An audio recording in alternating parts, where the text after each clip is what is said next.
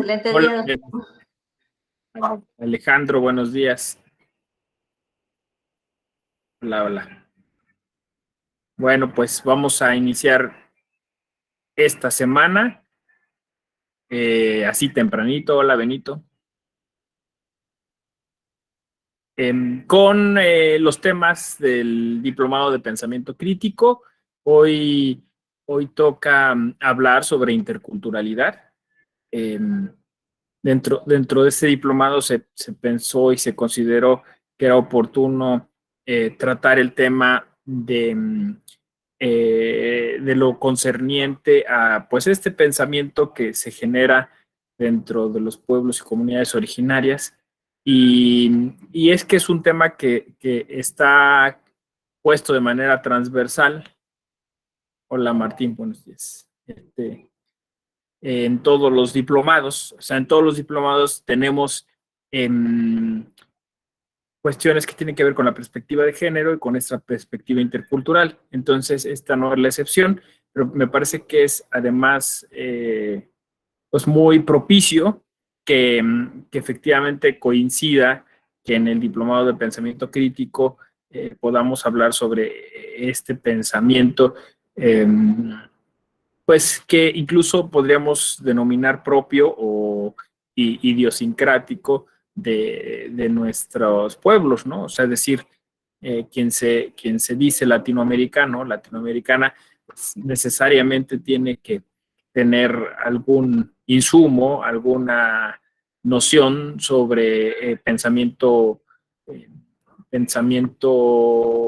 de los pueblos y comunidades originarias, ¿no?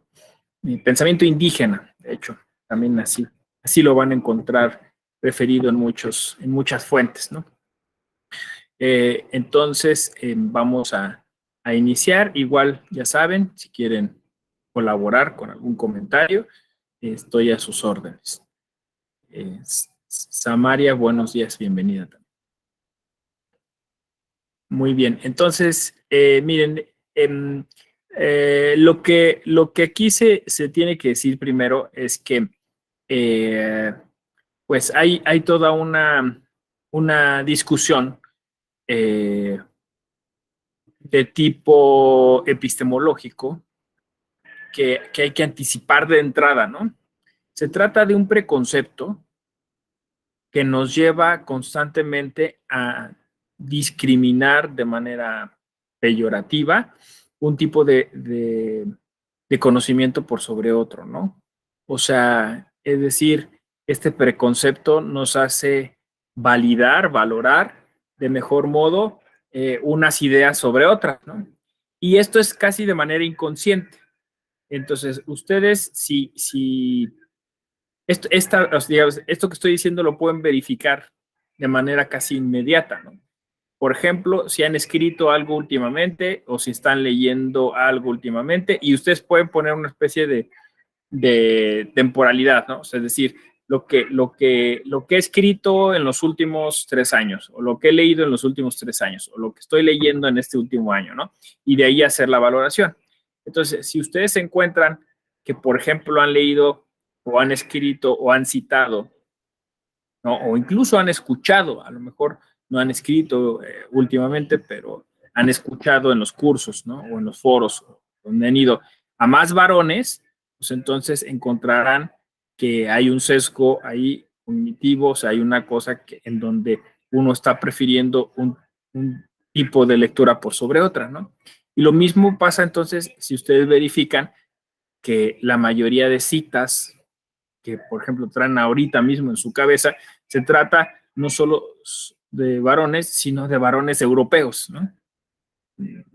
Entonces, si ustedes empiezan a hacer como esta especie de examen o de autoevaluación, se darán cuenta que efectivamente tenemos como una especie de chip o de input donde constantemente nos estamos refiriendo a un tipo de bibliografía, un tipo de literatura y finalmente un tipo de visión del mundo, ¿no?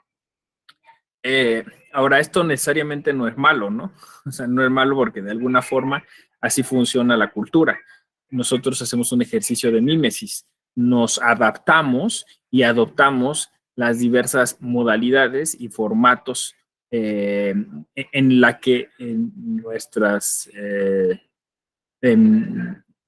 y nuestros congéneres pues están actuando, ¿no? Entonces, pues si en todos los foros, en todos los lugares se citan a las mismas personas, pues necesariamente entonces terminamos pensando que ese es bueno, lo vamos a llamar así, pensamiento estándar, ¿no? O sea, terminamos literalmente pensando como los demás, ¿no? Eh, y esto pues genera obviamente identidad, genera sinergias, genera articulaciones, ¿no? Porque si tú llegas a cualquier lugar y entonces empiezan a hablar de Hans Kelsen, te traes todo el bagaje necesario para empezar una conversación, ¿no?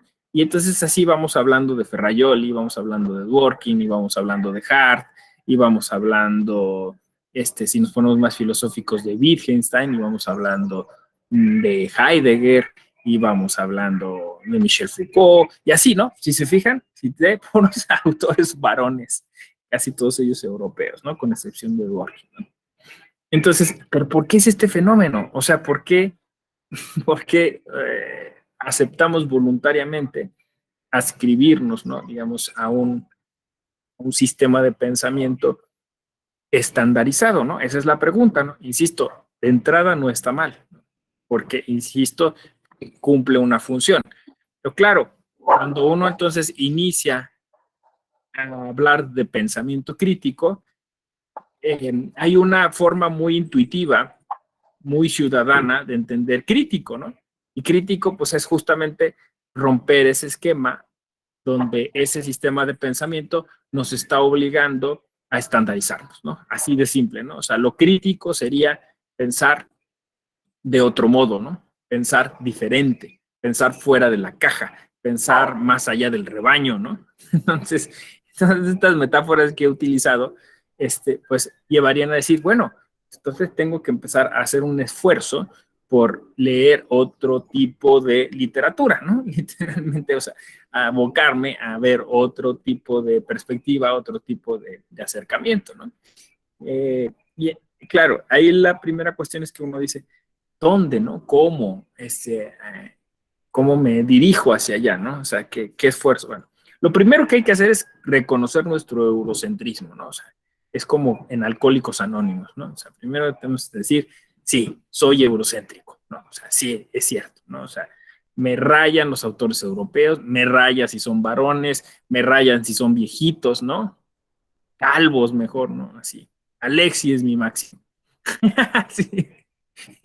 No, siento que cada cabello que perdieron los hace más sabios, ¿no? O sea, todas estas cosas que son, pues eso, una construcción mental que nos hace pensar que, pues, que justo se tiene que ver así. El que habla de derecho y lo habla con autoridad moral, pues tiene que tener una serie de características físicas y provenir de algún lugar, ¿no? Pues es que imagínense, Alexis alemán, ¿no? La tradición alemana en la filosofía del derecho, por ejemplo. Y entonces, ya que reconoce uno que sí, efectivamente nos gustan esas cosas, entonces uno empieza a hacer pensamiento crítico. Para mí en principio es dialéctica, ¿no? Sí, o sea, yo me iría a lo más lejano de ese estereotipo, de ese cliché. Eh, Ahora, dice alguien, esto incluso también posiblemente podría ser moda, ¿no? O sea, es decir, ahora me voy del otro extremo, ¿no? Pero fíjense, cuando uno no quiere ser como tan radical, entonces uno se topa con figuras intermedias, ¿no? Como Boaventura de Sousa Santos, ¿no? Que también es europeo, que también ya está perdiendo el cabello y también es varón, ¿no? Pero bueno, habla de pensamiento del sur y habla de otras cosas, y entonces ya no te fuiste tan al otro lado, y te conservas dentro del, un poco, digamos, pisando todavía el estándar, ¿no? Claro, entonces, pues, ¿qué sería lo más radical? Citar a una mujer indígena, por ejemplo, ¿no? Mujer indígena, ¿no? Y entonces, si ahorita en el radar alguien tiene a una mujer indígena que haya leído últimamente, nadie, y no la van a tener. Ya a eso me refiero, ¿no? Porque no les había pasado ni siquiera por la cabeza. ¿Sí me explico? que una mujer indígena pudiera aportar algo importante a su formación o a sus lecturas o a su pensamiento, ¿no? Y todavía me voy a poner más radical, ¿no? Salvo su mejor opinión, dice Antonio Urbina, en materia de intercultural no hay muchos estudiosos de este tema. En lo personal solo he escuchado a usted y a la maestra Bustillo. Ahora vamos hacia allá, Antonio. Justo es eso, ¿no? Es que parece que el sesgo cognitivo nos hace pensar que justo no hay fuentes, ¿no? O sea, yo lo que hoy quiero despertar en ustedes, o sea, con pensamiento crítico, es un sentido heurístico, ¿no? ¿Estamos seguros que no los hay? ¿O es que justo en nuestro ámbito, pues sí, ¿no? O sea, de manera inmediata no los hay, ¿no? O sea, si yo pregunto aquí, no lo va a ver, ¿no? Y no vamos a hacer un esfuerzo mayor por irlo a buscar porque no lo consideramos necesario. O sea, son varios factores, ¿no? O sea, si rompemos, digamos, ese esquema y digo, sí es necesario, entonces lo voy a ir a buscar a donde sea. Y seguro lo voy a encontrar. Te voy a decir, ¿por qué, Antonio? Porque yo sí los he encontrado. Sí las he encontrado. ¿Sí me explico? O sea, sí las hay. Pero lo primero es que el propio sesgo te dice, no lo hay. No me acuerdo en qué diplomado había una persona, no, fue una clase en la que me invitó Jesús Cadena a una de las universidades en las que él participa. Era una clase para maestría, creo. Y había ahí una persona, pues que tendría unos 60 años, ¿no? Y me decía él que, pues que él tenía la fortuna de haberse jubilado, creo que esa es la historia, ¿no? Y llevaba, pues eso, invirtiéndole a su formación y estaba ahora estudiando la maestría y quería hacer el doctorado, ¿no? Y que lo que yo le decía, o sea, estaba molesto, porque, si, o sea, me va a decir que después de 40 años de venir estudiando el derecho, tengo que leer otra cosa. Yo he leído esto. Y entonces lo primero que, o sea, lo que le hacía decir su sesgo cognitivo es que el otro no lo hay, no lo voy a encontrar. No, o sea, y entonces es un poco como psicoanálisis, ¿no? O sea, después de esa ira, de ese enojo, venía como una especie de frustración, no sé si me explico. Sí, entonces perdí tanto tiempo y luego como de miedo, ¿no? O sea, como diciendo, quizá desperdicié este tiempo, pero además por nada, porque parece que las nuevas generaciones van a empezar a leer otras cosas, ¿no? Incluso quizá no van a leer en el modo en que nosotros leemos, ¿no? Y entonces empezó a hacer las preguntas adecuadas. No sé si me explico. O sea, ¿por qué diablos leí eso? ¿Por qué no empecé yo a generarme una especie de plan de lecturas? ¿No? Y a lo mejor sí estamos siendo anacrónicos con lo que estamos leyendo, ¿no? Porque hay un tema aquí. Si estamos hablando de inclusión, o sea, esto quiere decir que si realmente funciona esto, en 10 años, pues las personas que empiecen a escribir sobre derecho electoral, sobre un montón de cosas, personas que empiezan a participar en foros, pues van a ser de esos grupos en donde no ha habido esa oportunidad de hacerlo. ¿Qué quiero decir? Que bueno, pues en un momento, cuando mantengamos alguna discusión importante, no sé, sobre democracia directa o sobre participación ciudadana, quizá nos encontremos con más mujeres indígenas, nos encontremos con más personas dentro de la comunidad LGBTQ y más, ¿no? Y entonces van a empezar a hablar desde su contexto, ¿no? Y claro, ahorita lo que sucede es que muchas de esas personas tratan de utilizar los recursos que tienen a disposición para hablar con nosotros. O sea, es decir, tratan de descifrar cuáles son las cosas que nosotros pensamos o decimos o leemos, porque finalmente somos la comunidad mayoritaria que tiene en sus manos pues todos esos espacios, ¿no? Pero en la medida que esto empiece a avanzar, pues esos espacios se van a empezar necesariamente a, a pluralizar. Ese es el tema, ¿no? Y entonces nosotros vamos a llegar con un déficit de conocimiento. Entonces, esa es la propuesta, ¿no? O sea, que pensamiento crítico funcione como una especie de acción hermenéutica epistemológica, acción afirmativa epistemológica o acción afirmativa hermenéutica.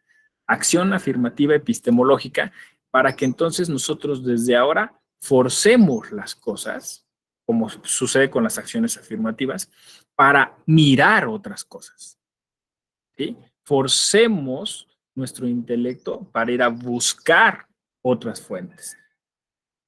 Y entonces quizá a esta mención que haces, Antonio, pues tú mismo puedas encontrar una serie de lecturas, ¿no? Y es que aquí está lo interesante, ¿no? Porque no necesariamente las vamos a encontrar en el formato en que esperamos encontrarlas, ¿no? No sé si me explico, ¿no? O sea, por ejemplo, voy a poner el ejemplo que casi siempre pongo, ¿no? Una de mis autoras favoritas, Silvia Rivera Cusicanqui, ¿no? Que es una indígena boliviana, es una doctora en sociología y a mí me ha servido tremendamente para todos los temas de interculturalidad jurídica, ¿no? Entonces, seguramente después ustedes irán a googlear a esta señora, Silvia Rivera Cusicanqui, y verán todo lo que ha hecho. Pero, claro, ustedes no van a encontrar un libro que diga Teoría General del Derecho Electoral, ¿no? No sé, me explico, ¿no? Escrito por Silvia Rivera Cusicanqui. El libro más famoso de Silvia Rivera Cusicanqui es Sociología de la Imagen. Entonces, claro, el formato no es un formato de manual o no es un formato como esperaríamos, ¿no? Las abogadas y los abogados, sino es más bien una lectura distinta. O sea, ella a partir de las imágenes de la cultura boliviana, las imágenes sobre todo de estos grabados que pululan en todo Bolivia y que trataban como de normalizar ciertas prácticas y conductas por siglos, ¿no? Y que intentaron en principio los españoles y después los propios bolivianos se lo apropiaron, pues se va creando una especie pues sí, de sistema de pensamiento que tiene que ver como con lo adecuado, con las normas que tiene que tener y entonces eh, ella en esa sociología de la imagen incluso discute o polemiza a propósito de cómo conocemos, ¿no? O sea, cuáles son las fuentes del conocimiento. Y entonces ella explica cómo en las comunidades indígenas no necesariamente ese conocimiento se plasma en textos escritos. Entonces, si hablamos de pensamiento intercultural, quizá lo que tengamos que hacer es empezar a aprender a leer otras cosas. Y con otras cosas me refiero no necesariamente a leer libros, sino a lo mejor hay que empezar a leer contextos, hay que empezar a leer la cultura, hay que empezar a leer patrones, hay que empezar a leer lenguaje gestual, ¿no? O sea, no se me explico. O sea, ahí incluso, ¿no? Hay un autor peruano maravilloso que se apellida Churata, que tiene un texto que se llama El pez dorado, pero este autor decía, es que incluso nuestra colonización está en el modo en el que escribimos. Entonces, el formato que prestigiamos más por sobre otros formatos es el de un texto escrito, capitulado, con un índice, Entonces él decía, vamos a alterar eso, vamos a hacerlo de otro modo. O sea, porque justo estamos hasta colonizados en eso. ¿Ven? O sea, es que hablar de pensamiento crítico, de pensamiento intercultural, es riquísimo, porque quizá, yo estoy seguro de eso, ¿no? Que en 100 años, quizá la forma en la que conozcamos y transmitamos el conocimiento va a ser absolutamente distinta como lo hacemos hoy, ¿no? Porque liberados de esos sesgos cognitivos, entonces el conocimiento se va a volver más amplio necesariamente, ¿no? Efectivamente, quizá no hay un libro de lo que hoy necesitamos para resolver un problema. Quizá no hay un libro. ¿Dónde están entonces las respuestas, no? Sí, más o menos.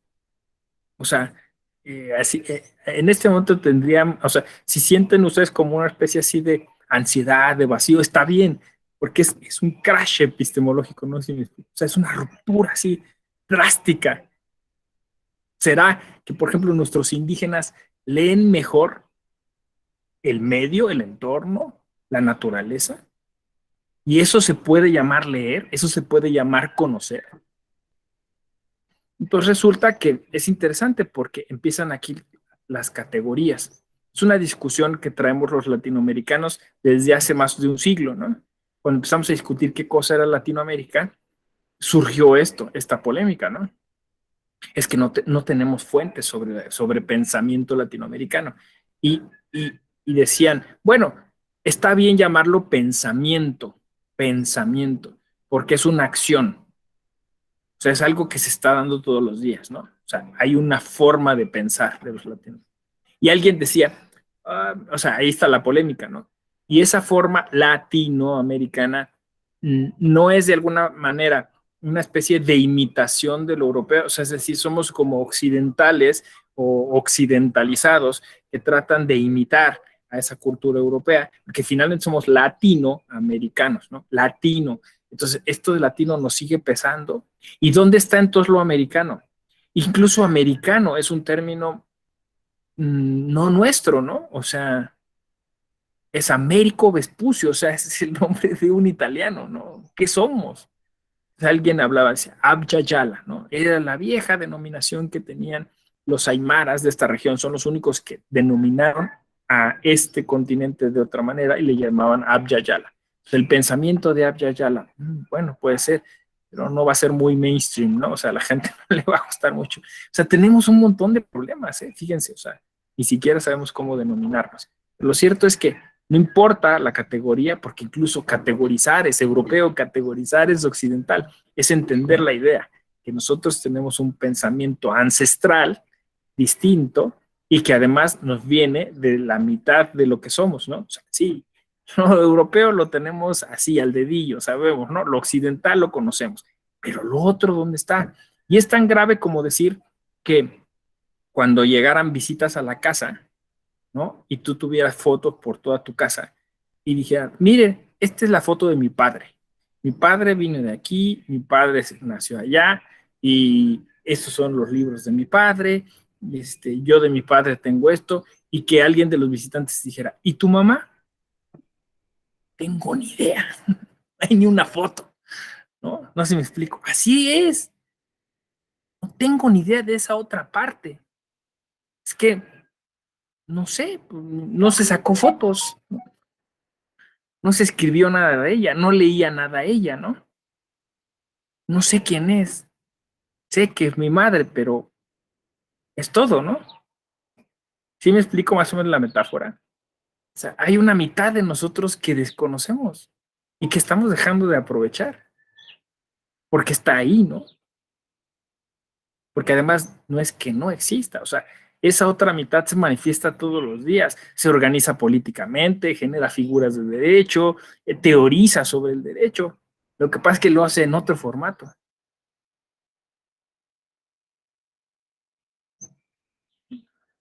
Entonces,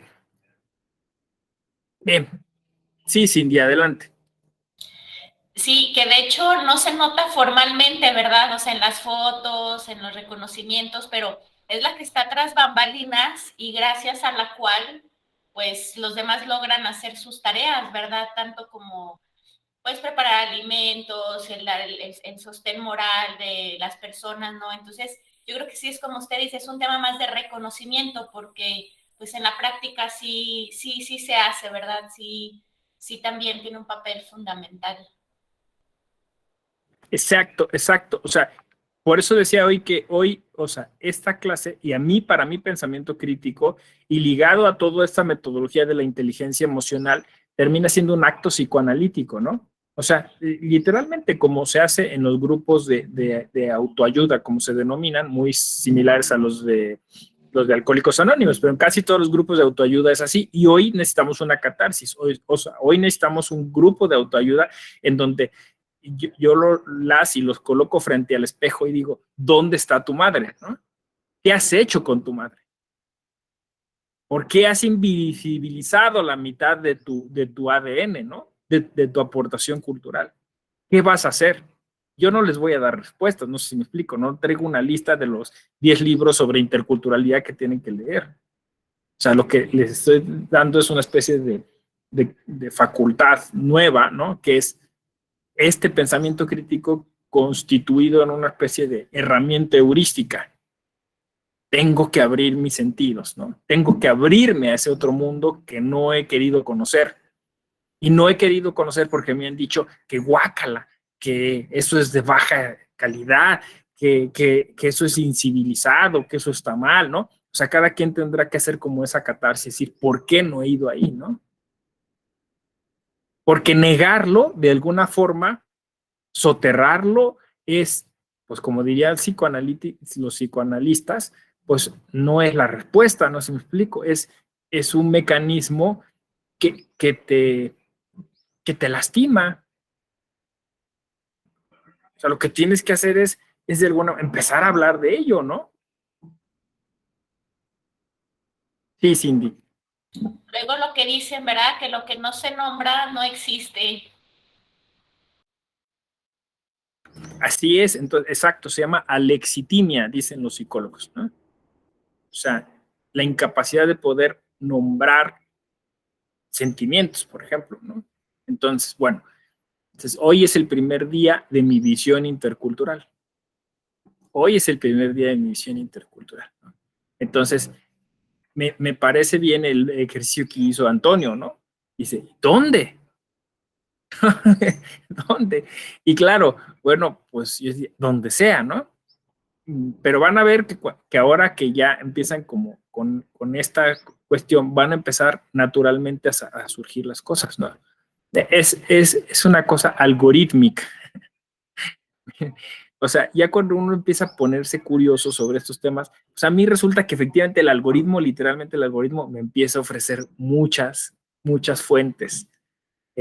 Eso, ¿no? Por ejemplo, pues, no sé, hace 3 días me apareció una página sobre, o sea, si me ofrecía, creo, Facebook o no sé, te va a interesar este grupo, y era sobre poetas indígenas, ¿no? Mujeres poetas indígenas, poetisas indígenas, ¿no? Entonces, pues la abres y eventualmente te encuentras cosas sobre justicia, por ejemplo, ¿no? ¿No? O sobre alguna cuestión donde alguna de ellas está hablando sobre la dificultad de ejercer sus derechos políticos en su comunidad, ¿no? Entonces, claro que lo hay, ¿no? Lo que pasa, insisto, no está en el formato que nosotros pensamos que debe estar, ¿no? Pero está ahí, ¿no? Eh, hay entrevistas, hay muchas cosas, ¿no? Sí, Ricardo. Es que estás escribiendo, dice, temerle al nombre solo agranda el temor al hombre. Hermione, exacto. Qué bonita frase. Gracias, Ricardo. Y muy buena cita de Harry Potter. De J.K. Rowling. Bueno, entonces, es eso, ¿no? Ahora, ahí empiezan las discusiones, ¿no? O sea, hay un sector de filósofos, bueno, con las categorías decía yo, ¿no? Entonces le llamaban pensamiento, ¿no? Y también se ha polemizado si podríamos elevar elevar este pensamiento a nivel de filosofía, ¿no? Y entonces ahí todavía se pone más interesante la cosa, ¿no? O sea, nuestro sesgo no nos ha permitido, por ejemplo, hablar de filosofía, latinoamericana propiamente, de filosofía indígena. O sea, yo es más, ahora que lo estoy nombrando, seguramente les parecerá exótico, ¿no? Filosofía indígena. Pensamiento indígena suena como más adecuado, suena más antropológico, pero suena como que todavía no se alcanza la filosofía. Ahora, Dice, porque filosofía es un concepto occidental que aspira a la universalidad y este pensamiento sería un pensamiento regionalizado, ¿no? Que me parece una tontería, ¿no? Porque entonces no habría filosofía europea, porque por las mismas razones, ¿no? Estaría regionalizada. Pero bueno, hay alguien que se atrevió justo a nombrar un libro así y es Carlos Leckensdorf. Curiosamente, Carlos Leckensdorf no es mexicano, bueno, o sea, se naturalizó mexicano, vino a vivir a México, vino a vivir en el sureste mexicano con las comunidades indígenas y escribió un libro hermoso que se llama Filosofar en clave tojolabal. Filosofar en clave tojolabal. Y entonces, ¿qué es lo que sucede? Empezamos a hacer una especie de, pues sí, de suposiciones, ¿no? Sobre cuáles serían los elementos comunes a esas filosofías. La primera cuestión es que efectivamente no se trataría de una filosofía, sino de filosofías. O sea, creo que lo que conviene en este caso, o sea, cuando hablamos, si es el caso, o sea, si es el caso que tuviéramos que decir pensamiento crítico, y esta clase se llama pensamiento intercultural, yo diría pensamiento crítico, pensamientos interculturales. O sea, es decir, si respetáramos la nomenclatura que el diplomado nos impone. O sea, es decir, yo lo cambiaría necesariamente al plural, ¿no? Porque ese es justo el primer reto a nivel hermenéutico, ¿no? Es decir, ya que ustedes empiecen, ya que si me compraron la idea de que es necesario empezar a estudiar esas otras fuentes, entonces lo primero que tenemos que hacer para, digamos, de colonizarnos, de construirnos en ese aspecto y visibilizar eso, es entender que nosotros tendemos a la homogeneización y la visión intercultural tiende hacia la pulverización, hacia la pluralización, ¿no? Entonces, que la primer violencia epistémica que tenemos que evitar es tratar de homogeneizar. O sea, tratar de decir, esta fuente es igual a esta otra, ¿no? O todo esto se puede resumir en esta palabra, o esto se encierra en esta categoría, ¿no? O sea, eso es occidental, ¿no? Y lo otro es, como ustedes ya seguramente lo estarán visualizando, es la verticalidad, ¿no? O sea, es decir, esto es superior a aquello, ¿no? O sea, esto es mejor que eso. O sea, nosotros estamos más civilizados que ellos. Entonces, este pensamiento es de mayor calidad que aquel. Entonces, eso es lo que nos va a empezar a suceder, ¿no? O sea, vamos a empezar a categorizar, a homogeneizar, a mirar desde la verticalidad, a tratar de traducir a algo que a nosotros nos sea mucho más cercano. Y no, entonces, aquí por la primera recomendación, cuando uno se acerca dentro de estos temas de pensamiento crítico a los pensamientos interculturales, es tratar de mantener alguien de bajo perfil, o sea, tratar de mantener una especie de humildad epistémica, ¿no? O sea, decir, no conozco, vengo a aprender, ¿no? Vengo a entender y voy a entender desde el contexto, ¿no? O sea, no desde mi postura, no desde lo que yo sé. O sea, voy a tratar, incluso este pensamiento intercultural se vuelve el pensamiento más crítico.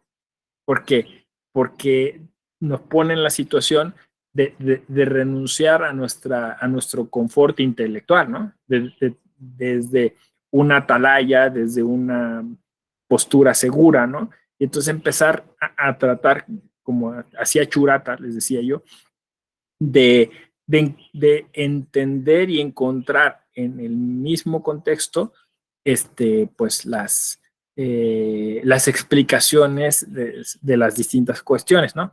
Me parece que, bueno, esto que estoy diciendo, que obviamente lo ha discutido por mucho tiempo la antropología, está ya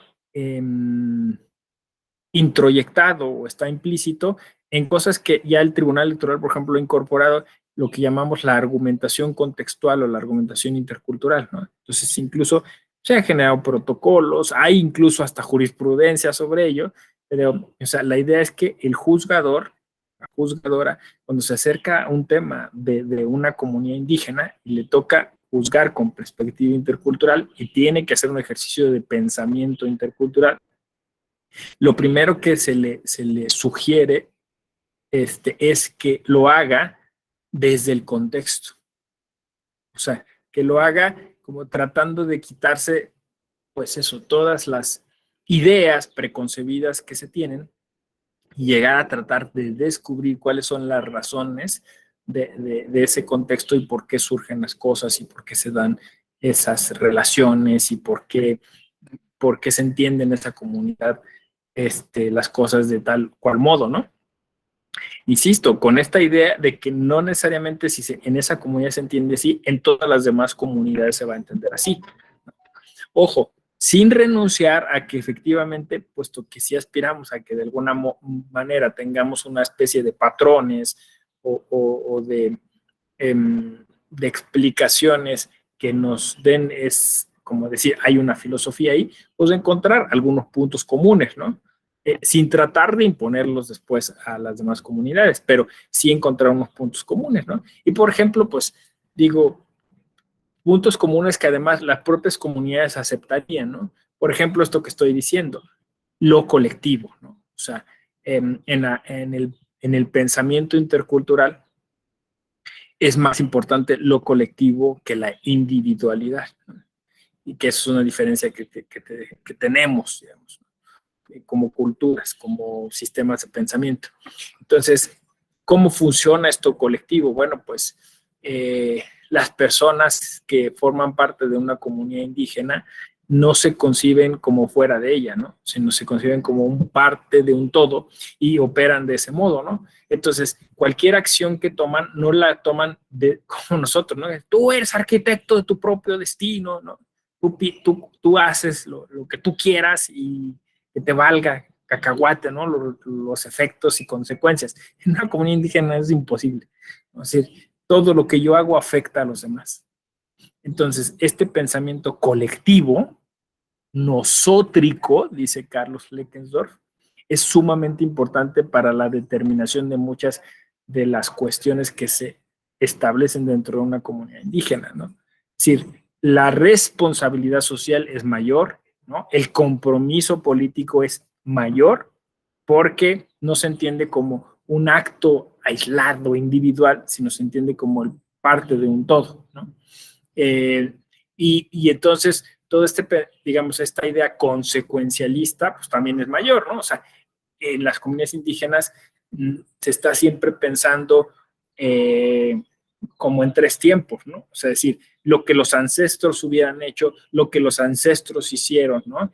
Las razones por las que estamos aquí, nuestro pasado, que en términos de filosofía latinoamericana llamamos memoria, y, y están pensando siempre en el futuro, ¿no?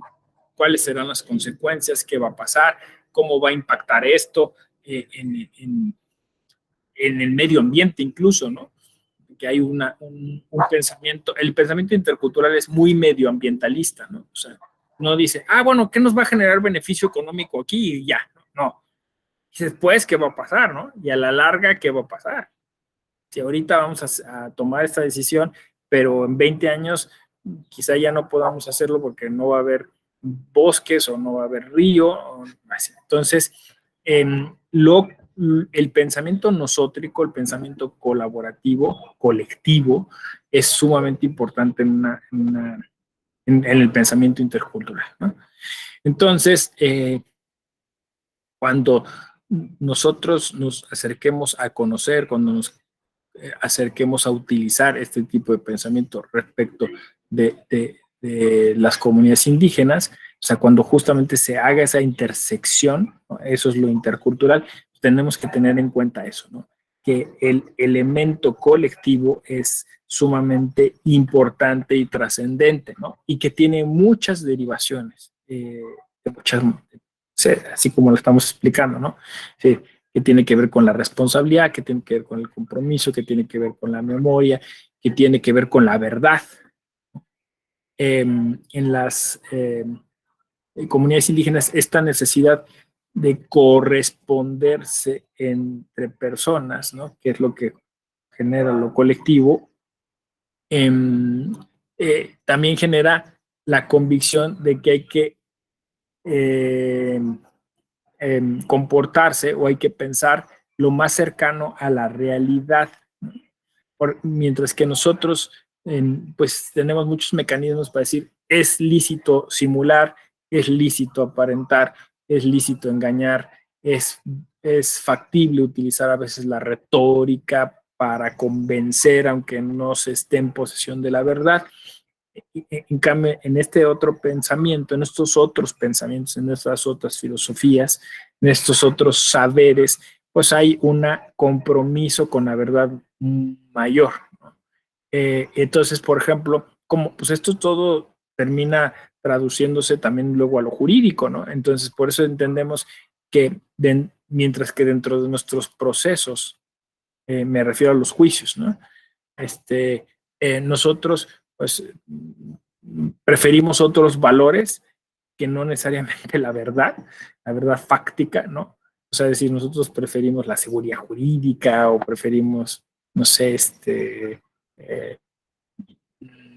el que se respeten las formalidades o los requisitos, ¿no? Todas estas cuestiones, pues en estas otras filosofías, en otros pensamientos, lo importante es que la verdad salga a relucir, ¿no? Que se conozca qué es lo que sucedió. Y eso entonces lleva a consideraciones distintas, ¿no? A propósito, por ejemplo, de la restauración del tejido social, ¿no? Para nosotros eso no es importante, o sea, para nosotros es importante es que se señale quién fue el culpable, quién es el responsable, cuál es la sanción, ¿no? Y en esas comunidades lo importante es, no, pues que se restañe el orden, ¿no? Que se restauren las heridas.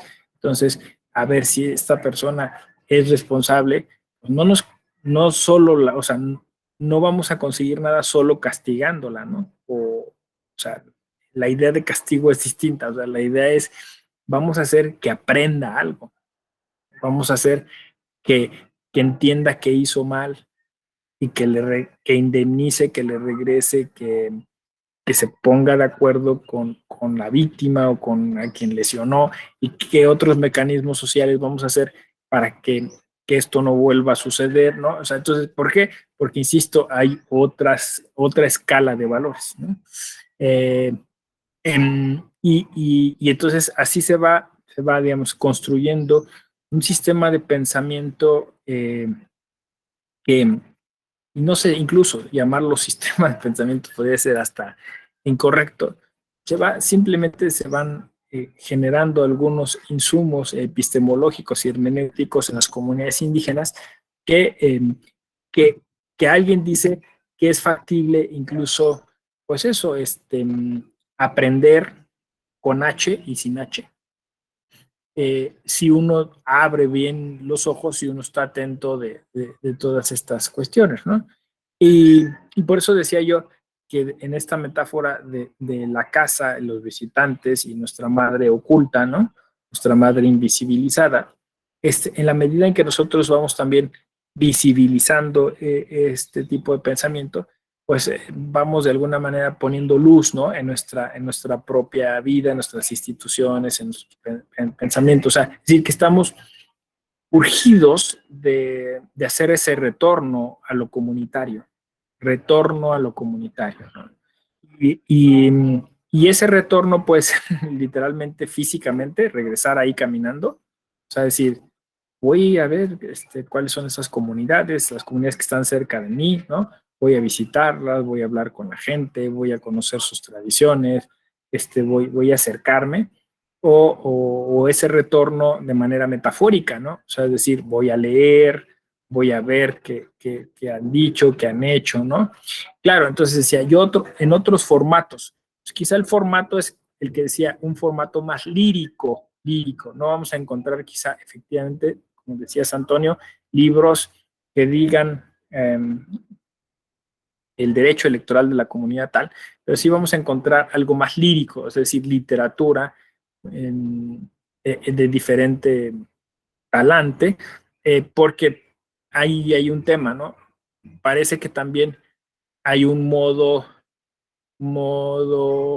negativo de ver este tema de la filosofía como una especie de superación de la mitología, ¿no? El pensamiento intercultural tiene necesariamente que considerar que esos otros pensamientos están están escritos, están representados de manera alegórica, ¿no? El pensamiento occidental es frontal, es directo, ¿no? Diría Byung-Chul Han, es pornográfico, ¿no? Es así, explícito, ¿no? Y los pensamientos comunitarios, los pensamientos indígenas, son pensamientos más sutiles, ¿no? Están puestos detrás de una metonimia. Entonces, normalmente se utilizan figuras literarias que son alegóricas, ¿no? O sea, es decir, se representan con otras cosas. Entonces, se habla de la conexión con la naturaleza o se representa a través de los animales o no sé, ¿no? O sea, hay una forma distinta de expresión, ¿no? Eh, y entonces eso puede generar como pues, esos desfases, ¿no? Que nosotros queremos saberlo de forma así inmediata, directa, ¿no? Y ahí tiene que ser un poco pues, con más paciencia, con más calma, ¿no? Y como este pensamiento intercultural es muy importante, por ejemplo, ahora que se empiezan a hacer las famosas consultas previas en comunidades indígenas, porque los funcionarios, las servidoras y servidores públicos que tienen a su cargo hacer estas consultas, llegan con la idea de, bueno, a las 10 empezamos, a las 12 cortamos, no sé qué, no, o sea, traemos una sincronicidad cuando allá los tiempos son otros. El tiempo es si salió el sol, si no salió el sol, si va a llover, ¿no? Estamos en invierno, si estamos en verano, cambian las cosas, ¿no? Si es cosecha, si no es cosecha. Entonces, justo eso, ¿no? O sea, es decir, entender esta asincronicidad, ¿no? Es importante, incluso yo diría benéfica, porque también si uno la traduce en filosofía, pues termina siendo una filosofía de vida muy distinta, ¿no? O sea, piensen ustedes que nosotros tuviéramos esta paciencia para meditar, para conectarnos con la naturaleza, que no tenemos, ¿no? Porque tenemos horarios, porque tenemos que correr, porque tenemos que subirnos a un automóvil, ¿no? Tenemos que estar en una oficina, ¿no? Entonces, de alguna manera nosotros nos hemos desnaturalizado, literalmente desnaturalizado, ¿no? O sea, nos hemos alejado de la naturaleza y terminamos siendo pues esto, ¿no? Ya saben, aquí sí hay muchas metáforas, ¿no? Zombies, máquinas, seres desalmados, que no tenemos alma. Entonces, un poco este pensamiento intercultural apela a esa otra, a ese otro, o sea, ese retorno comunitario también es ese retorno hacia lo ancestral, ¿no? Hacia esos saberes en donde, pues, te vas a tomar una medicina, pues tienes que hacer un rezo. Eso es ilógico. ¿Por qué me tengo que hacer un rezo? Pues porque de alguna manera también pones en sintonía, o sea, es lo que han descubierto ahora los neurocientíficos, ¿no? O sea, que tenía una razón de ser eso, ¿no? Es que eso de los rezos es como anticuado, ¿no? Es anacrónico, es incivilizado. No, es que era una forma de preparar a tu cuerpo para asumir una sustancia, ¿no? O sea, ya han descubierto que tenían razón, ¿no? Entonces ahora resulta pues que le estamos valorando más, ¿no? Ya tenemos en México un centro de estudios sobre herbolaria, ¿no? Pero pues es lo que nuestras comunidades indígenas han hecho desde siempre, ¿no? Encontrar la conexión con la naturaleza, encontrar las plantas que sanan, ver cuáles son esos procesos y a lo mejor el rezo es una forma también de espaciar las dosis, no sé, o sea, había mucha sabiduría en eso que despreciamos. En algún momento dijimos, no, es más importante este saber que este otro, ¿no? Entonces estos saberes, insisto, vienen en otro formato, vienen con otra envoltura. En la medida en que empezamos como a descubrir eh, pues justamente esos, nos damos primero permiso, nos liberamos de nuestros sesgos, de nuestros preconceptos, empezamos entonces a descubrir estas conexiones con esos pensamientos que son importantes y que van generando otro tipo de saberes, ¿no? Entonces, por aquí, y casi cumplida la hora de exposición, yo resumiría que primero, la labor más importante y más urgente es pues generar este tipo de ejercicio de ejercicio psicoanalítico, les decía yo, en donde entonces empecemos nosotros a analizarnos, autoanalizarnos, decir, pues sí, es cierto, ¿no? O sea, no estoy, estoy no estoy siendo abierta hacia otro tipo de saberes, de conocimientos, ¿no? Y ya ahí hay pensamiento crítico, ¿no? ¿Por qué no?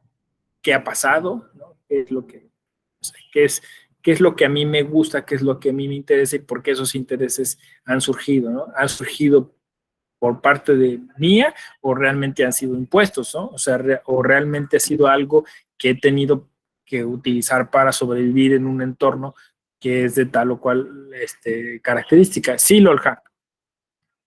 Sí, gracias, doctor. Me gusta mucho lo que ahorita estaba comentando y nada más voy a retomar así como algunos puntitos de lo que fue comentando previamente respecto de esta labor crítica que luego termina siendo como lo más crítico dentro de estas nuevas perspectivas. Porque, bueno, mi tesis ahorita de licenciatura la estoy haciendo precisamente la perspectiva intercultural y no sabe, o sea, me identifico totalmente con lo que está diciendo porque empiezo a leer y luego me topo con que todos los conceptos de abogados blancos provenientes de Alemania, Francia, Italia, son conceptos que tratan de explicar lo indígena desde el occidental, ¿no? Por ejemplo, tan fácil como los derechos humanos de las comunidades indígenas, tomando como base la dignidad humana con este concepto antropocentrista, ¿no? Que es algo que se rechaza en la cosmovisión de muchas comunidades indígenas, no de todas, para no llegar a este asimilacionismo, ¿no? Y que todo se reduce, los derechos humanos se reducen a un bienestar individual en vez del bienestar colectivo, ¿no? De este comunitarismo, de esta colectividad, y la verdad es que sí está siendo bien difícil y con lo que usted mencionaba hace ratito, igual lo que comentó mi compañero Antonio, o sea, completamente de acuerdo porque el problema está en que desde el derecho no hemos sabido retomar esos conceptos y aplicarlos. O sea, hablamos de conceptos que vienen de la etnografía, de la antropología, de la sociología, pero los tomamos como una referencia sin de verdad tener una visión interdisciplinaria. Entonces, ahorita no sé si en lo que resta de su exposición pudiera mencionarnos más o recomendarnos autoras y autores que tengan un poco más esta visión, además de Boaventura de Sousa, creo que sería muy útil, doctor. Muchas gracias. Sí, gracias, Lolja. Que es un poco lo que también Antonio nos decía, ¿no? Pareciera que no hay, ¿no? Em, claro, puesto que no es este pensamiento estandarizado, ¿no? Que no, no lo va a querer publicar Tirán Blancho, no lo va a querer publicar Porrúa incluso, ¿no? Entonces tenemos que irlo a buscar mucho en la ensayística, decía yo, ¿no? A veces en la lírica, pero bueno, empieza a ver personas que ya teniendo esa sensibilidad como tú lo haces, Lorja, empieza a escribir cositas. Entonces, normalmente lo vamos a encontrar en formato de un artículo, en alguna revista, ¿no? Y ahí hay que ir juntando pues esos textos. Obviamente, eh, sigue siendo indirecto, porque no sé, pienso, por ejemplo, en Antonio Carlos Volkmer, ¿no? Volkmer es una muy buena referencia, ¿no? Pues Volkmer finalmente es un varón, ¿no? Sí es brasileño, ¿no? A diferencia de Boaventura, pues él sí nació y ha vivido toda su vida en Brasil, ¿no? Él ha estado, de hecho, tuvo una formación que lo hizo acercarse a las comunidades indígenas desde muy joven, ¿no? Y puede ser una buena fuente, ¿no? De hecho, es quien escribe eh, dentro del tabique que hizo Enrique Dussel sobre filosofía latinoamericana. Él es el que escribe la parte de filosofía del derecho. Entonces creo que Volkmer tiene que ser leído, ¿no? Tiene libros sobre el pluralismo o pluralidad jurídica. y de alguna manera, pues sí, se asume él. Es muy sencillo él. Bueno, lo tuvimos aquí en el eje. Igual pueden buscar la conferencia, ¿no? que nos dio aquí. Él se asume humildemente como discípulo de Dussel y de Óscar Correas, ¿no? Aunque a lo mejor hasta casi es de la misma generación, pero pues él dice eso. Y él tiene un par de discípulas en México, ¿no? Una es Liliana López López, a quien yo cito constantemente, que también ya estuvo aquí en la Escuela Judicial Electoral y que de alguna forma pues también ha desarrollado pues el pensamiento bolmeriano en México, ¿no? Con esta raíz del pluralismo jurídico.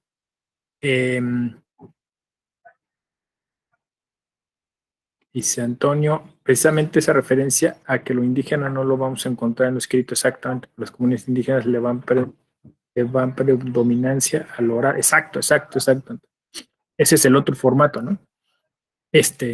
Y luego la otra colega que está haciendo cosas interesantes, Milay Burgos, que es cubana, residente en México, también se asume como discípula de Volmer, ¿no? Y yo la sumaría a esta lista pues de pensadoras así, disruptivas, distintas, ¿no?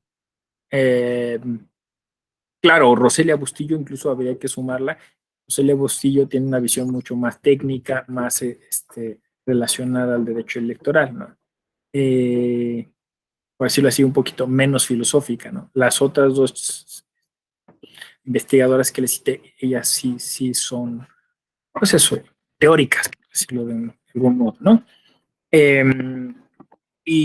Y como decía Antonio, pues sí, efectivamente, yo también los mencionaba, esta tradición oral eventualmente se recopila en algunos cuentos, en algunas poesías, ¿no? En algún tipo de entrevista, decía yo, ¿no? También, como ustedes saben, en esta búsqueda de este tipo de fuentes y de conocimiento, pues yo me acerqué al CNI, ¿no? Y al CGI, ¿no? O al SIGMA, es decir, a todo esto a todos estos movimientos, al Congreso Nacional Indígena y al Consejo Indígena de Gobierno, que son los que hicieron esta propuesta en las últimas elecciones presidenciales para tener pues eso, como una especie de cruzada, porque como ellos mismos lo dijeron, la intención no era ganar las elecciones, me refiero al respaldo a Marichuy. Entonces, por ejemplo, si ustedes escuchan hablar a Marichuy, si siguen las entrevistas de Marichuy no ha escrito nada, ¿no? Marichuy es médico tradicional, pero tiene un pensamiento muy concreto. Ella dice que como médico tradicional entiende que México tiene un cáncer, y ese cáncer es la corrupción. Y entonces empieza ahí a utilizar esta metáfora del cáncer, cómo sanar a México. Empieza a dar algunas soluciones en sus entrevistas, ¿no? Si ustedes, digamos, de alguna manera miran esas entrevistas, pues se dan cuenta que ahí hay un pensamiento muy potente, ¿no? Sobre lo político, sobre lo republicano, sobre la democracia. Por eso trajimos aquí a una de las concejalas, ¿no? A una tertulia. Estuvo aquí Magda, ¿no? Magda vende las famosas Marías en el Zócalo desde hace años, ¿no? Y ella es concejala y ha estado en varias, pues, ella se volvió famosa porque no sé si acuerdan que hubo un caso en donde inculparon a unas mujeres indígenas según de haber secuestrado a 10 afis o no sé qué, ¿no? Una locura en Atenco, una estupidez así, ¿no? Y entonces a ella la incriminaron y la metieron a la cárcel. Entonces ella sufrió prisión política y también estuvo aquí contándonos, o sea, entonces ustedes pueden acceder a esa tertulia. Estuvo muy, muy bonita, muy emotiva, súper emotiva. Es una mujer indígena mexicana que ha sufrido la violencia política del Estado mexicano y que te va contando cómo es su visión de lo político, ¿no? Concretamente de lo electoral. Y diciéndote, pues eso, cuáles son las cosas que ha tenido que afrontar para, pues, un poquito tratar de buscar un espacio, ¿no? De tener un espacio, pues el Consejo Indígena de Gobierno se lo dio ese espacio, ¿no? O sea, y ella explica ahí, me gustó mucho esa tertulia, porque ella explicó, por ejemplo, que desde siempre han tratado desde antes que nosotros llegáramos a esos temas, de ser paritarios, ¿no? O sea, que hay muchas concejalas y que de hecho el elegir a Marichuy fue a propósito. O sea, estaban conscientes que tenían que elegir a una candidata, porque nosotros, o sea, insistimos en que ellos son machistas cuando los machistas somos nosotros, ¿no? Nosotros estaríamos más disponibles como indígenas, como pensamiento indígena, a elegir a una mujer que ustedes, ¿no? Ustedes dicen que no, que nosotros somos los pueblos indígenas los machistas. Y por ahí yo creo que sumaría yo pues, también a quien hemos tenido la fortuna de tener acá en la Escuela Judicial Electoral, es Eufrosina Cruz. Eufrosina Cruz, aunque tenga pues como una historia polémica respecto de la relación que ella tuvo con su comunidad, ¿no? Porque ella tuvo que salir de su comunidad para estudiar contabilidad y después regresando a su comunidad sufrió pues, esta violencia política y entonces ella sale y hace su carrera política fuera de la comunidad, ¿no? Y por eso la gente, o sea, la atacaron de convenenciera y de mil cosas, ¿no? Pero Frosina también tiene unas ideas muy claras sobre la participación política de las mujeres indígenas, ¿no? También pues uno puede ver sus entrevistas, puede verlo, y ahí puede un poquito empezar a sacar algunas conclusiones sobre todas estas cuestiones que estamos planteando, ¿no? Ya que encontramos como que ese mecanismo, como dice Antonio, que mucho de esto es oral, pues sí empezamos a encontrar que sí hay fuentes, ¿no? Claro, ¿por qué las mujeres indígenas no escriben? Pues es que imagínense, o sea, imagínense. Primero, Eufrosina lo cuenta, ¿no? O sea, mi papá me prohibió ir a la escuela, ¿no? ¿Para qué si te vas a casar, ¿no? Y se casan, pues, chiquitas, de 15, 16 años, ¿no? Y Eufrosina siguió hasta concluir la universidad. Bueno, Eufrosina llegó a ser presidenta del Congreso de Oaxaca. Entonces, claro, y esa escena que está en el documental de la Revolución de los Alcatraces es súper emotiva. El papá de Eufrosina en el Congreso de Oaxaca llorando, ¿no? Abrazando a su hija, porque, o sea, el papá terminó reconociendo que se había equivocado, ¿no? Y entonces, claro, como dice Eufrosina, yo ahora estoy apoyando a 2 compañeras de mi comunidad para que estudien la carrera de Derecho. Están apenas estudiando la carrera. ¿Qué es lo que les estoy diciendo? ¿Pero qué va a pasar? Pues que en 5 años, cuando ellas acaben, van a empezar a escribir, pero antes no, porque no las dejaban escribir. No las dejaban ni hablar siquiera, ¿no? No hay fuentes porque no, estaba prohibido, ¿no? Que lo hicieran, ¿no? Entonces, esa es la razón, ¿no? Si luego tenemos todavía como un poquito más la generosidad, ¿no? Para decir, bueno, ¿y cómo hacemos para pues darles el espacio, los insumos, ¿no? Yo me animo a transcribir esas cosas, ¿no? No sé, pues a lo mejor vamos a empezar. Es que es eso, contagiarnos y decir, ¿cómo le hacemos, no? Dice Ricardo Sánchez. Lo más curioso fue que el PAN, quien la postuló rompiendo el paradigma de ese partido, claro. Sí, también eso fue muy crítico, ¿no? Que por qué con el PAN. Pero bueno, o sea, estoy justo poniendo como ejemplos, ¿no?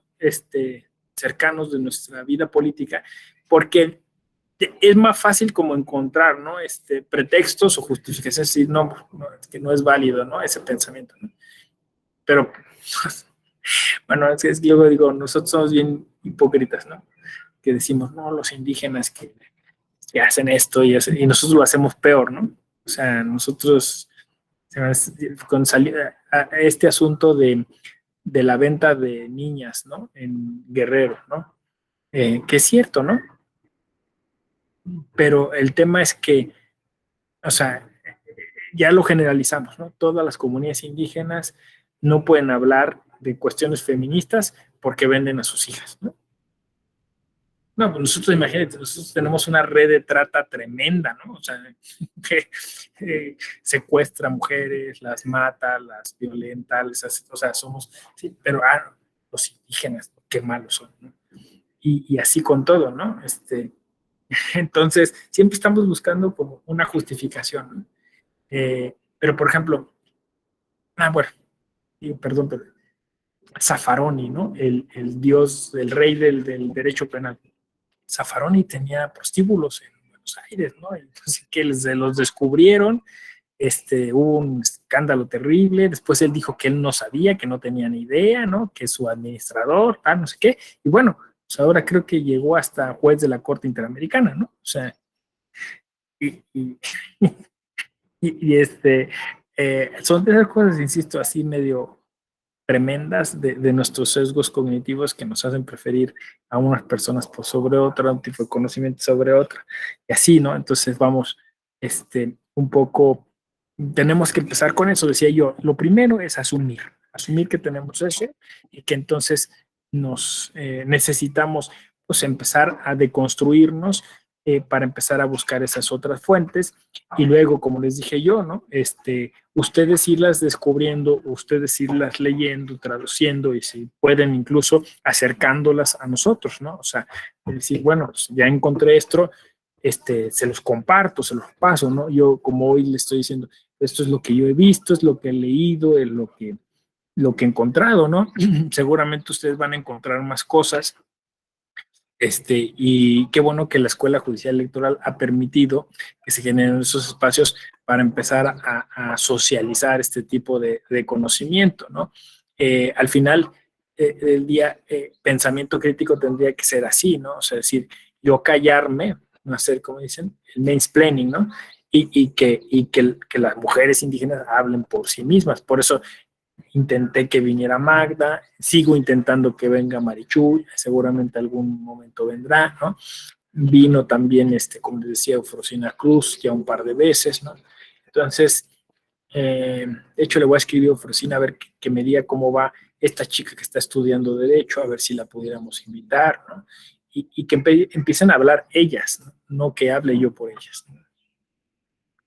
Claro, Axis, ¿no? Que también eso es un espacio importante. Entonces, todo donde se pueda, pues hay que echar mano de todas esas herramientas para poder encontrar ese. Entonces, pensamiento intercultural, al final, como su nombre lo indica, es entender que somos de diversas culturas y que a través de nuestras culturas no empobrecemos nada, sino al contrario, enriquecemos, porque esa es como la idea, ¿no? O sea, es decir, lo importante es homogeneizarlo todo dentro de una cultura, ¿no? Interculturalidad es entender que mi interlocutor, que mi interlocutora posiblemente pertenezcan a otra cultura y que esa otra cultura mira el derecho de otra manera.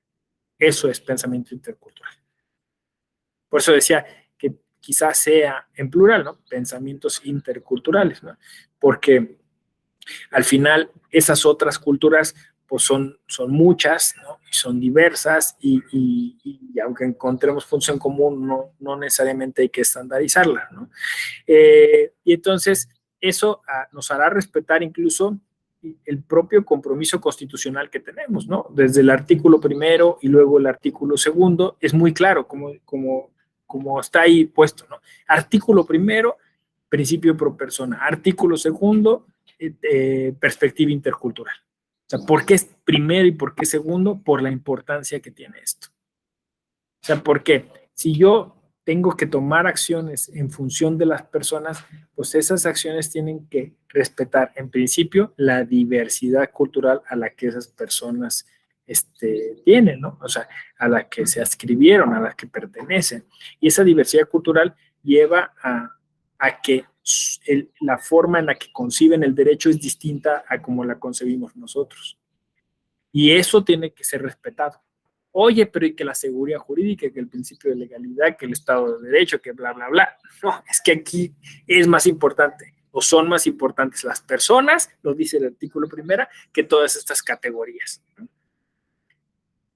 Entonces, justo eso, cuando me topo con alguien, entra mi pensamiento crítico, digo, momento, a ver, no necesariamente entendemos las cosas del mismo modo. No necesariamente vivimos el derecho, en concreto el derecho electoral, del mismo modo, ¿no? Entonces, pues ahí vas descubriendo que hay una riqueza tremenda, ¿no? Nosotros creemos siempre que el voto es libre, secreto y universal. Pues resulta que en las comunidades indígenas el voto es público, ¿no? Y entonces ahí, pero ¿cómo es que es inconstitucional? ¿No? El artículo 2 dice que puede ser así, ¿no? ¿Y por qué es público? Pues porque las comunidades indígenas consideran que es más importante conocer cuáles son las tendencias políticas de cada uno. Nosotros, como sufrimos acoso político, tenemos que hacerlo secreto.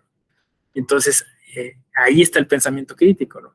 Si uno llega y dice, no, pues es que tendríamos que someterlos y que todas las comunidades indígenas votaran de manera secreta. ¿Por qué? Si incluso nuestra forma de pensar es en ese punto inferior, me parece, ¿no? Dice Samaria, solo como comentario, doctor, hace como 2 semanas nos llegó al tribunal un oficio donde nos informan la acreditación de una persona como gobernador indígena de nuestro estado por el Consejo Nacional Mexicano de Pueblos Originarios, comunidades indígenas y afromexicanos. La verdad, sí lo leí varias veces, ya que sí me tomó algo fuera del tema. No sabía que acreditaban a sus propios gobernadores para su representatividad. Sí, claro, o sea, es que al final, en estas formas interculturales, lo que vamos a empezar a encontrar es que ellos tratan pues de comunicarse con nosotros a través de nuestra gramática, ¿no? Entonces, pues tratan de imitar, ¿no? Entonces hacen congresos, hacen consejos, nombran representantes, ¿no? Y luego, claro, en nuestra visión a veces formal, pues no encuentran cabida, ¿no? O sea, no están dentro de la estructura estatal, ¿no? Pero obviamente, pues cumple con una función. Luego, en este caso, bueno, pues fue así, ¿no? Pero, o sea, decir que te llegó una carta, pero puede ser que incluso en algún momento se presenten 2 personas que o 2 asociaciones o 2 agrupaciones que ostenten el mismo cargo y que estén en conflicto, ¿no? Porque pues bueno, finalmente esa pluralidad pues lleva también a cierta conflictividad. Y ahí pues el derecho lo que ha insistido es en la autonomía, ¿no? O sea, es decir, que este respeto al que me refería yo anteriormente, pues se termina reconociendo en el artículo 2 constitucional como un respeto a sus formas de organización política. O sea, en la medida de lo posible, aunque sean lo más distintas a las nuestras, pues esas son válidas según la Constitución, ¿no? Y es en virtud de esta autonomía, ¿no? En la que pues tienen derecho a a autogobernarse, a nombrar a sus autoridades, a hacer como lo consideren, ¿no? En el estado de Tabasco se eliminaron las elecciones de delegados municipales y quienes están dando las batallas son las comunidades indígenas porque no reconocen autoridad legítima más que aquellas que son electas por ellas mismas. Claro, ¿no? Es que el asunto es lo que estoy justo comentando, ¿no? Que a veces esa estructura estatal rígida no coincide con estas otras estructuras de gobierno y ahí es donde se dan por los conflictos, ¿no?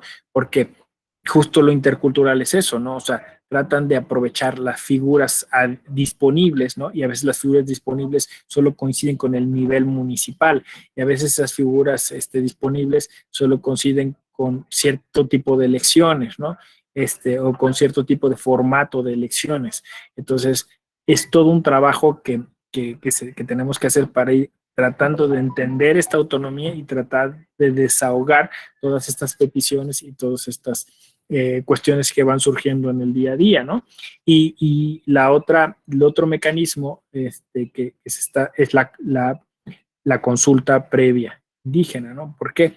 Para evitar muchos de estos problemas, pues hay que llegar a consultar antes para que si va a ser tocante o va a ser relativo a un tema que va a afectar a esa comunidad, pues se pueda resolver previo, ¿no?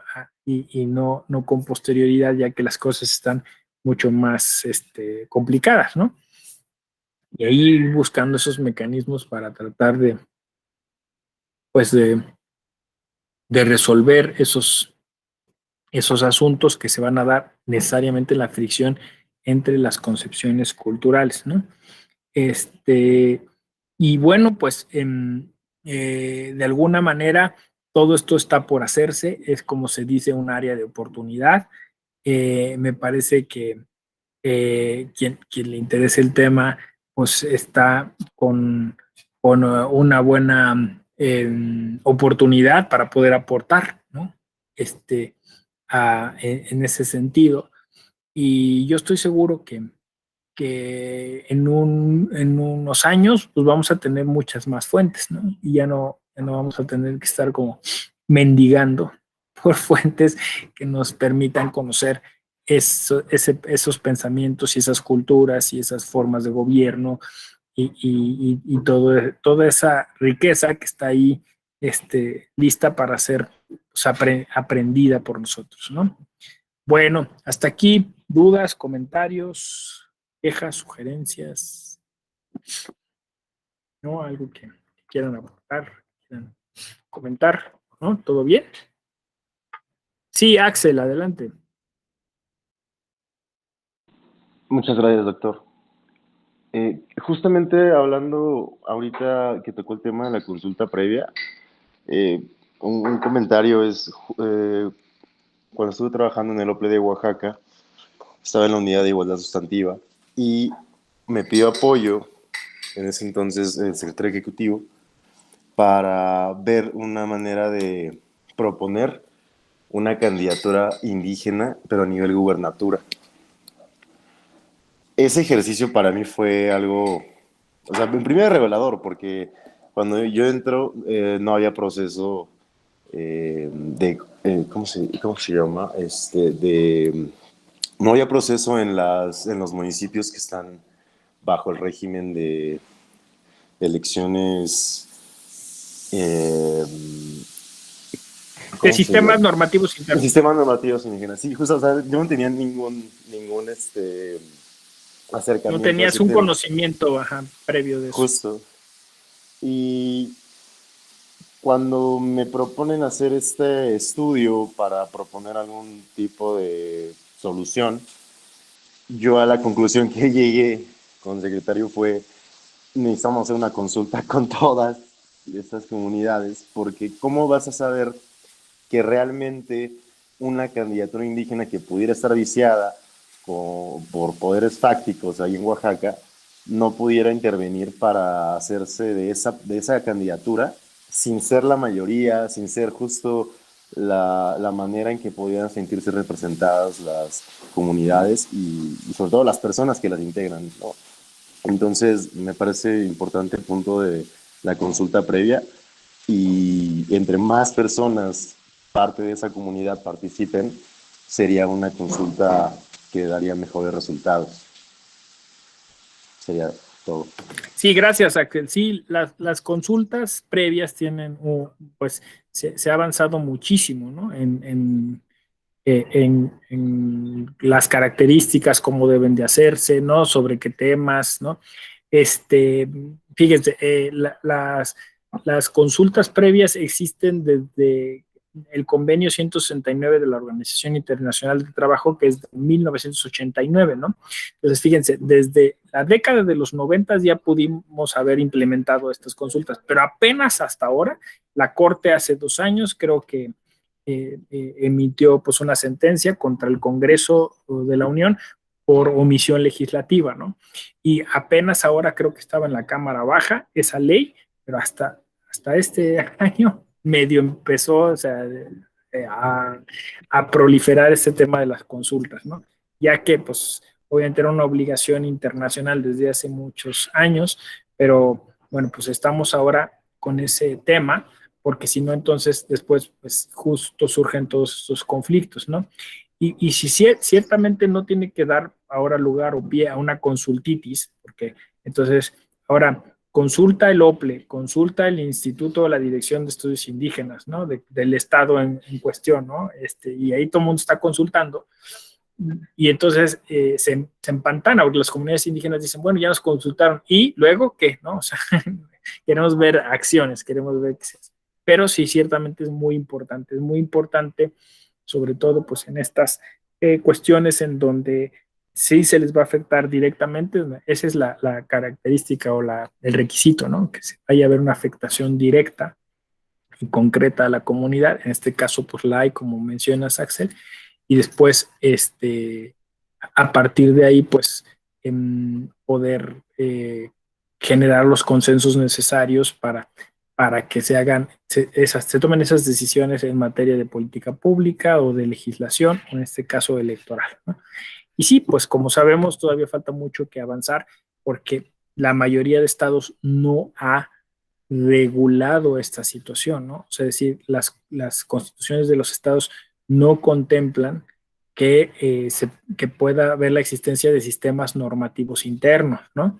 Entonces, las comunidades lo que han hecho en estados como Michoacán o Guerrero es ir a la jurisdicción electoral a solicitar pues que se les permita transitar hacia ese sistema normativo, porque en casi todos lados lo que tenían que hacer es hacerlo vía los partidos políticos, y esto pues terminaba por desnaturalizar las elecciones indígenas, ¿no? Entonces, estamos todavía, diría yo, muy rezagados en esos temas, ¿no? Pero quizá o sea, digamos, el rezago se deba justamente a esa a ese gran racismo que todavía existe en México. O sea, es decir, no, ese sesgo cognitivo al final se llama racismo, no accedemos a que esas otras culturas vengan y aprovechen nuestros espacios porque creemos eso que no debiera darse ese contacto. O sea, eso es racismo al final. O sea, en la medida en que empezamos a deconstruirnos en todos esos aspectos, vamos a ir permitiendo que esos espacios se abran, ¿no? Y que sean más incluyentes, más inclusivos.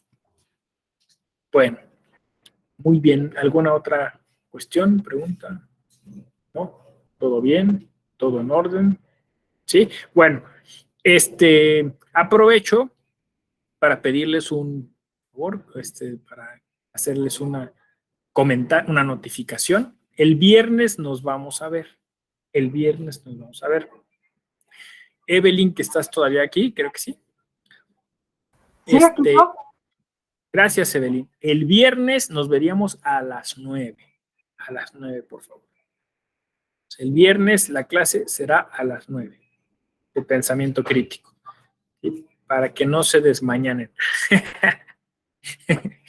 ¿No? Y entonces, ya sin, como dicen, anticipados todos, pues ya estamos en sintonía y me dará mucho gusto saludarlas y saludarlos ese día.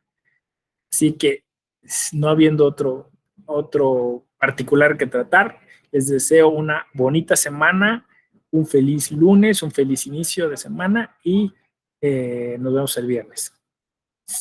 Gracias. Gracias, Cuídense. igualmente. Gracias, doctor. Hasta luego.